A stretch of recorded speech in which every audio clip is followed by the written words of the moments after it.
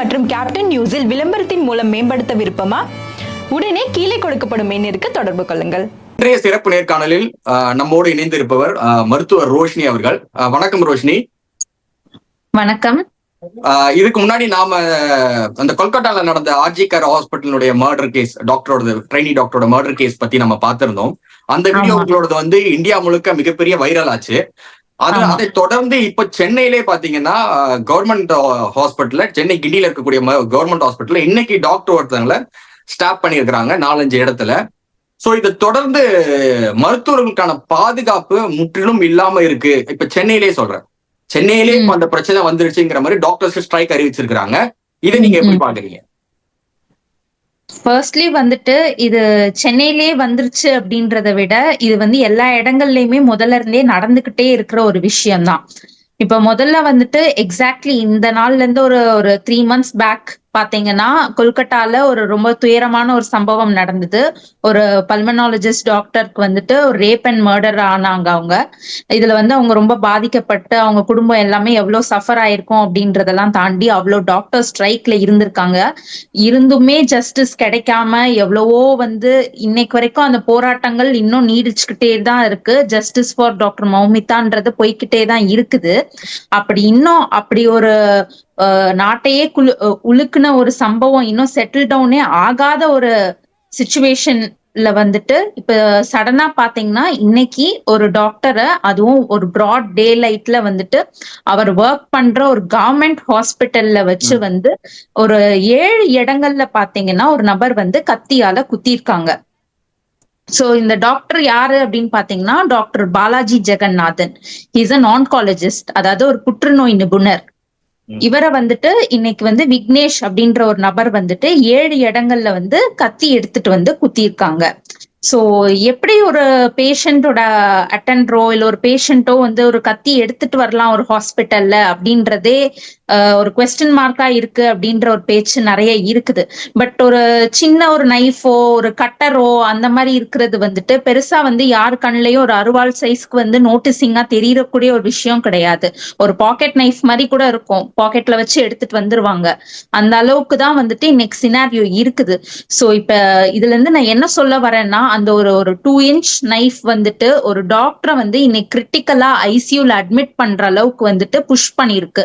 அவரோட ஒர்க் பிளேஸ்லயே அவருக்கு சேஃப்டி இல்லாம அவரை இன்னைக்கு ஒரு ஹாஸ்பிட்டல் அட்மிட் பண்ற அளவுக்கு இந்த நிலைமை மாறி இருக்கு.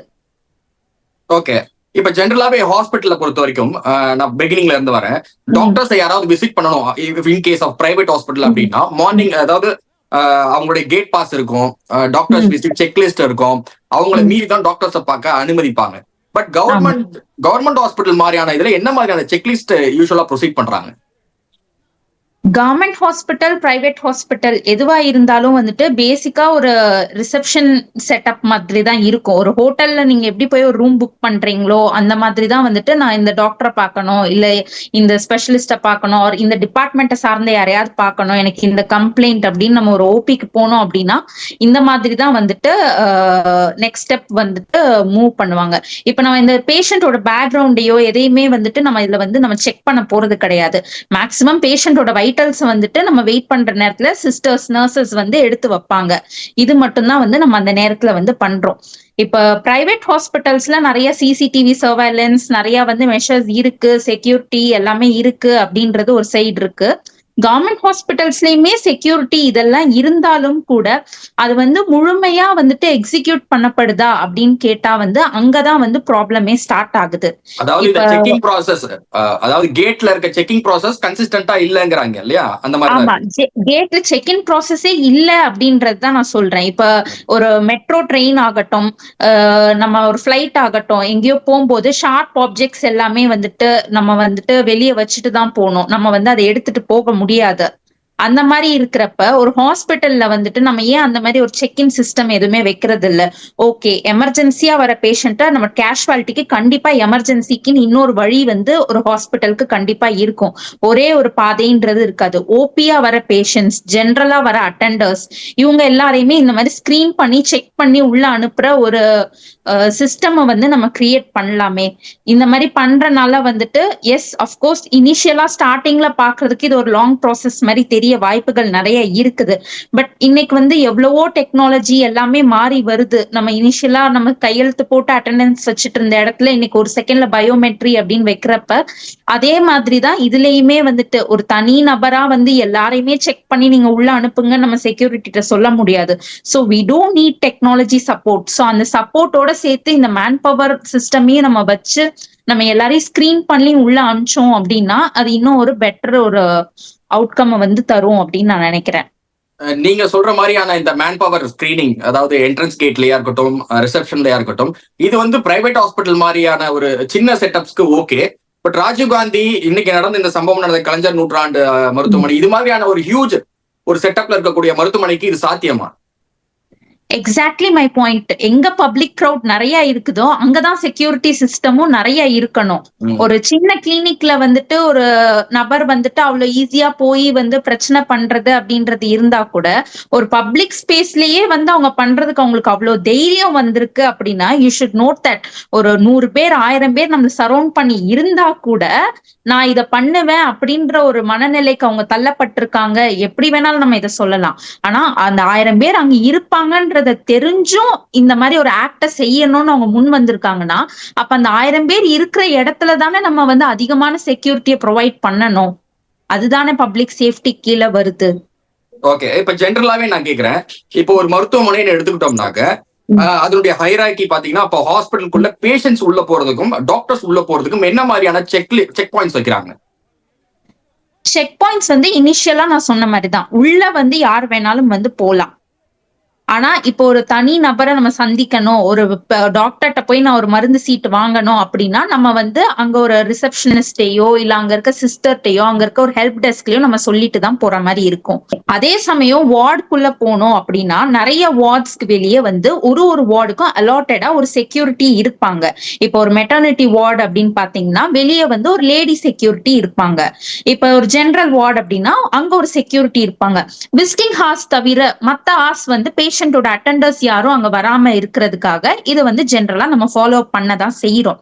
பட் ஹால்வேல அதாவது காரிடார்லயோ பார்மசிலயோ இல்ல ஓபியோட ரிசப்ஷன் வெயிட்டிங் ஏரியாலயோ மக்கள் யாராவது இருந்தா அவங்கள நீங்க யாரு, நீங்க இங்க வெயிட் பண்ணக்கூடாது, நீங்க இங்க இருந்து எழுந்து போங்க அப்படின்றத நம்ம சொல்ல முடியாது. ஏன்னா இட்ஸ் அ ஹாஸ்பிட்டல், எல்லாருமே ஏதோ ஒரு பர்பஸ்க்காக தான் வராங்க, நம்பிதான் நாங்க எல்லாருமே இந்த சர்வீஸ் ஃபீல்ட்ல இருக்கோம். அப்படி இருக்கும்போது இந்த மாதிரி ஒரு துயரமான சம்பவம் வந்துட்டு ரொம்பவே ஷாக்கிங்காவும் ரொம்ப டிப்ரெசிங்காவும் இருக்கு கேட்கறதுக்கே. ஓகே, இந்த சம்பவம் நடந்ததுக்கு அப்புறம் மக்கள் நல்வாழ்வுத்துறை அமைச்சரும் பிளஸ் துணை முதலமைச்சராக இருக்கக்கூடிய உதயநிதி அவர்களும் பத்திரிகையாளர் சந்திப்பு நடத்தும் போது ஒரு டெக்னிக்கல் டேர்ம் பயன்படுத்துறாங்க, அதாவது டாக்டர் சேஃப்டி மெஷர்ஸ் ப்ராஜெக்ட் அப்படின்னு. இதுக்கு முன்னாடி நம்ம சென்னையிலோ தமிழ்நாட்டிலோ இது எங்கேயும் அமல்படுத்தி இருக்கிற மாதிரி ஒரு விஷயம் எனக்கு தெரியல, என்னோட நாலேஜுக்கு. உண்மையாவே அது இருக்கா அப்படின்னா என்ன? டாக்டர் சேஃப்டி மெஷர் ப்ராஜெக்ட் அப்படின்றத இனி அமல்படுத்துவோம், இதை நாங்க வந்து ஃபுல் அண்ட் ஃபுல்லா ஃபாலோ பண்ணுவோன்றது தான் அவங்க சொல்லியிருக்க ஒரு ஸ்டேட்மெண்ட். பட் நான் என்ன கேட்கிறேன் அப்படின்னா இனிஷியலாவே இருந்தே நமக்கு ஹாஸ்பிட்டல்ஸ் இருக்கு. சோ இப்ப ஹாஸ்பிட்டல்னு ஒண்ணு ஃபார்ம் பண்ணும் போதே டாக்டர்ஸ்னு நம்ம அதுல அவ்வளவு ஸ்டாஃப்ஸ், இது டாக்டர்ஸ்க்கு மட்டும் பொருந்தாது, அங்க வேலை செய்யற எவ்வளவோ பேர் இருக்காங்க. பாராமெடிக்கல் ஸ்டாஃப்ஸ் இருக்காங்க, நர்சிங் ஸ்டாஃப்ஸ் இருக்காங்க, பார்மசி ஸ்டாஃப்ஸ் இருக்காங்க, ஏன் வேலை செய்யற வார்ட் பாய்ல இருந்து அட்டெண்டர்ஸ் ஆகட்டும், ஸ்வீப்பர்ஸ் ஆகட்டும், இவ்வளோ பேருக்கான செக்யூரிட்டி, அதாவது அங்க வேலை பார்க்குற அந்த ஒர்க் ஸ்பேஸ் எம்ப்ளாயிஸோட எல்லாரோட செக்யூரிட்டிக்கும் நம்ம என்ன பண்ணிருக்கோம் அப்படின்றது ஒரு குவெஸ்டின் மார்க்காவே தான் இருக்குது. இது வரைக்கும் அதுக்குன்னு ஸ்பெசிபிக்கா எதுவும் அமல்படுத்தப்பட்ட மாதிரி எனக்கு தெரியல. ஓகே, இல்ல அதுதான் கேக்குறேன், அந்த டேர்ம் என்ன விஷயத்துக்காக பயன்படுத்துறது? அந்த ப்ராஜெக்ட்ல என்ன மாதிரியான புரோட்டோகால்ஸ் இருக்கும்? இந்த ப்ராஜெக்ட்ல வந்துட்டு பாத்தீங்கன்னா நம்ம இனிஷியலா வந்துட்டு டாக்டர்ஸ் அதாவது மெடிக்கல் ப்ரொஃபஷனல்ஸ் ஆகட்டும், அவங்க ஒர்க் ஸ்பேஸ்ல ஆகட்டும், இந்த மாதிரி யாராவது அட்டாக் பண்றாங்க அந்த மாதிரி அப்படின்னா வந்துட்டு அவங்களுக்கான செக்யூரிட்டி சிஸ்டம்ஸ் ஃபர்ஸ்ட் இருக்கும். ரெண்டாவது வந்துட்டு அவங்களுக்கு வந்து அலாரம் சிஸ்டம்ஸ் இந்த மாதிரி வந்துட்டு இருக்கும். அதாவது வந்து அலர்ட் பண்றதுக்கோ இல்ல அங்க இருக்க செக்யூரிட்டி சிஸ்டம்ஸ் போதுமான அளவு இல்லாமல் இருந்தா அவுட் சைட்ல இருந்து போலீஸையோ வேற யாரையோ வர வைக்கிறதுக்கான சிஸ்டம்ஸ் வந்துட்டு அலர்ட் பண்றதுக்காக அலார்ம் சிஸ்டம்ஸ் இருக்கும். இது போக மெடிக்கல் ஃபீல்டுக்குள்ளேயே வந்துட்டு we use medical code terms, same code grey அப்படின்னா வந்துட்டு ஒரு பர்சன் வந்து ஆயுதமோட வர்றாங்க அப்படின்றது மீனிங். ஸோ இது வந்துட்டு இந்த மாதிரி வந்து டேர்ம்ஸ் யூஸ் பண்ணி மற்றவங்கள அலர்ட் செய்யறதுக்கும் வந்துட்டு இது வந்து யூஸ்ஃபுல்லா இருக்கும். இந்த மாதிரி பல விஷயங்கள் வந்துட்டு இது கீழே வந்து அடிப்படை வசதியாவே செஞ்சு தரப்படணும். இது வந்து ஒரு தனி ப்ராஜெக்டா அப்படின்னு கொண்டு வர்றதுன்றது ஒரு நல்ல விஷயம்தான். பட் இது தாமதம் ஆகாம எவ்வளவு சீக்கிரம் எவ்வளவு உடனடியா செயல்படுத்தப்பட முடியுதோ அவ்வளோத்துக்கு அவ்வளோ நல்லது. ஏன்னா இது வந்து ஒரு டாக்டருக்கு நடந்த ஒரு துயர் சம்பவம்ன்றதை விட இது அந்த ஹாஸ்பிட்டல்ல ஒர்க் பண்ண எல்லாரையுமே இன்னைக்கு மனதளவுல பாதிச்சிருக்கும். இந்த துறையில இருக்க எல்லாரையுமே மனதளவுல பாதிச்சிருக்கும். இன்னைக்கு அந்த ஹாஸ்பிட்டலுக்கு போன பேஷண்ட்ஸ் முதற்கொண்டு ஒரு பயத்துக்கு ஆளாகி இருப்பாங்க. சோ எவ்வளவோ பேரை வந்து இது எத்தனையோ விதங்கள்ல வந்து பாதிக்கக்கூடிய ஒரு விஷயமா வந்துட்டு மாறி இருக்குது. ஓகே, இந்த ப்ராஜெக்ட் டாக்டர் சேஃப்டி மெஷர்ஸ் ப்ராஜெக்ட்ங்கிறது ஜென்ரலாவே தமிழ்நாட்டை பொறுத்த வரைக்கும் குறிப்பா சென்னையில இல்லாத மல்டி ஸ்பெஷாலிட்டி ஹாஸ்பிட்டல்ஸே கிடையாது. பிரைவேட்டா இருக்கட்டும் ஜென்ரலா இருக்கட்டும் எல்லா ஃபெசிலிட்டிஸும் இருக்கு. அப்படிங்கிறப்போ இது ஒரு அடிப்படையான மெஷர்ஸ். இது கூட இல்லாம எப்படி இவ்வளவு நாள் ஹாஸ்பிட்டல்ஸ் சென்னையில ரன் ஆகுதுன்னு நினைக்கிறீங்க நீங்க? இது கூட இல்லாம தான் ரன் ஆகுதுன்றத ஆக்சுவல் ஃபேக்ட். அதாவது ஒரு செக்யூரிட்டி அப்படின்றத எல்லாருமே போட்டு வச்சிடுறாங்க, சிசிடிவி கேமரா அப்படின்றத இன்ஸ்டால் பண்ணி வச்சிடுறாங்க. பட் இது எல்லாத்தையும் கோஆர்டினேட் பண்றது அப்படின்றதுக்கு யாருமே இல்ல, ஒரு சிஸ்டமே இல்ல.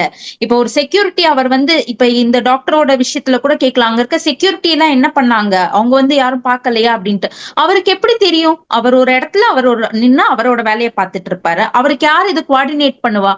அப்ப எல்லா இடங்கள்லயுமே சிசிடிவி கேமரா பொருத்தப்பட்டு அத வந்து ஒரு டீமா உட்கார்ந்து ரொட்டேஷன்ல எப்படி மார்னிங் ஈவினிங் நைட்னு டியூட்டி போட்டு ஹாஸ்பிட்டல் செட்டப்ல எல்லா வேலைகளும் நடக்குதோ அதே மாதிரி செக்யூரிட்டி சிஸ்டம்ஸ்க்கும் இந்த மாதிரி டியூட்டி போட்டு அங்க நபர்களை அமர்த்தி இந்த மாதிரி சிசிடிவியை மானிட்டர் பண்ண சொல்லி, அப்ப அங்க ஏதோ ஒரு கிரௌடிங் இருக்கு, அங்க ஏதோ ஒண்ணு சரியில்லை அப்படின்னு சொன்னா இவங்க வந்து உடனே வந்து ஒரு இன்டர்காம் ஆர் கம்யூனிகேஷன் சிஸ்டம் எதுலயாவது வந்துட்டு இங்க பாருங்க இந்த மாதிரி இந்த ஃப்ளோர்ல வந்து இந்த வார்ட்ல இந்த மாதிரி ஒரு ப்ராப்ளம் இருக்கு, இந்த செக்யூரிட்டி உடனே இங்க அட்டென்ட் பண்ணுங்க அப்படின்னு சொன்னா அந்த செக்யூரிட்டி அங்க போய் உடனே என்னன்னு பார்க்க முடியும். ஆர் சிச்சுவேஷன் கையை மீறுற மாதிரி இருக்கு அப்படின்னா உடனே இவங்களே போலீஸ்க்கோ வேற யாருக்கோ அலர்ட் பண்ற ஒரு பவர் வந்துட்டு அவங்க அந்த சினாரியோல இல்லாமலேயே வந்து இவங்க கையில இருக்கும். அதாவது அந்த இடத்துல இருந்து அவங்க பிசிக்கலா பாதிக்கப்படாம வேற ஒரு அறையில உட்கார்ந்து இதை கேமரா மூலமா பார்த்து அவரோட சொந்த பாதுகாப்புல அவங்களால மத்தவங்களையும் பாதுகாக்கக்கூடிய ஒரு இடத்துல வந்து அவங்க வந்து இருப்பாங்க. சோ இந்த மாதிரி ஒரு கம்ப்ளீட் பேக்கேஜா இந்த சிஸ்டம் இல்லாததுதான் வந்து பிரச்சனை. நம்ம கிட்டயும் செக்யூரிட்டி சிஸ்டம்ஸ் இருக்கு, நம்ம கிட்டயும் சிசிடிவி கேமராஸ் இருக்கு, எல்லாமே இருக்குது. பட் இது ஒரு ஹோல்சம்மா ஆகுதா அப்படின்னு கேட்டா அங்கதான் வந்து இது வந்து சரியா செயல்படுத்தாம இருக்குது. ஓகே, இப்ப இந்த சம்பவமே ஒரு பிரைவேட் ஹாஸ்பிட்டல்ல நடந்திருந்தா அதுக்கு அந்த மேனேஜ்மெண்ட் பொறுப்பேற்றிருக்கணும் இல்லையா? ஆமா. இப்ப இது முழுக்க முழுக்க கவர்மெண்ட் ஹாஸ்பிட்டல்ல நடந்திருக்கு. இதை யார் பொறுப்பு எடுத்துக்கணும்? இந்த மாதிரி சம்பவங்கள் இனிமாய் நடக்க கூடாது அப்படின்னா என்ன மாதிரியான பிரிகாஷன்ஸ் மெத்தட் கொண்டு வரணும்னு நினைக்கிறீங்க? இது வந்து ஒரு தனி நபரை வந்து சார்ந்து பொறுப்பெடுத்துக்கிறது அப்படின்றது கிடையாது. இது அகெயின் ஒரு செயின் ஆஃப் சிஸ்டம்ஸ் அண்ட் ஒரு ஃபுல் கவர்மெண்ட் எல்லாமே தான் இது இன்வால்வ். இது வெறுமனையா வந்து ஸ்டேட் கவர்மெண்ட் மட்டும் ஆர் இவங்க மட்டும் அப்படின்னு சொல்ற மாதிரி எதுவுமே கிடையாது. இது நம்மளோட இந்தியன் சட்ட அமைப்புல இருந்து எல்லாத்தையுமே வந்து அதோட வரைபடத்தையே மாத்தி அமைக்கக்கூடிய ஒரு விஷயமா வந்து மாறணும். ஏன்னா டாக்டர்ஸோட ஒழுங்கு, டாக்டர்ஸோட செயல்கள் எல்லாத்தையுமே மானிட்டர் பண்றதுக்கும் அவங்க செய்யற தவறுகளை வந்து திருத்திக்கிறதுக்கும் அதுக்கு வந்து கேஸ் போடுறதுக்கும் அவ்வளவு சட்டங்கள் இருக்கும்போது அவங்களோட பாதுகாப்புக்கு அப்படின்ற சட்டம் அப்படின்றது ஒரு புதுசா ஒரு அமெண்ட்மெண்டா ஒரு அமல்படுத்தப்பட வேண்டும். சோ இது வந்து கவர்மெண்ட் அப்படின்றது மட்டும் இல்லாம எல்லா துறைகளையுமே வந்து பாதிக்குது அப்படின்றனால இது வந்து எல்லாருமே பொறுப்பெடுத்து இதுக்கு வந்து ஒரு சீக்கிரமா ஒரு தீர்வு கண்டா ரொம்பவே நல்லா இருக்கும். துல்லியமாக தினசரி நடப்பு நிகழ்வுகளையும் கல்வி, விளையாட்டு, அரசியல், வாழ்க்கை முறை, மருத்துவம், தொழில்துறை, சினிமா, பொழுதுபோக்கு போன்ற பல்வேறு நிகழ்ச்சிகளையும் உடனுக்குடன் காண கேப்டன் டிவி மற்றும் கேப்டன் நியூஸ் சமூக வலைத்தள பக்கங்களோடு இணைந்திருங்கள். உங்கள் வணிகத்தை கேப்டன் டிவி மற்றும் கேப்டன் நியூஸில் விளம்பரத்தின் மூலம் மேம்படுத்த விருப்பமா? உடனே கீழே கொடுக்கப்படும் எண்ணிற்கு தொடர்பு கொள்ளுங்கள்.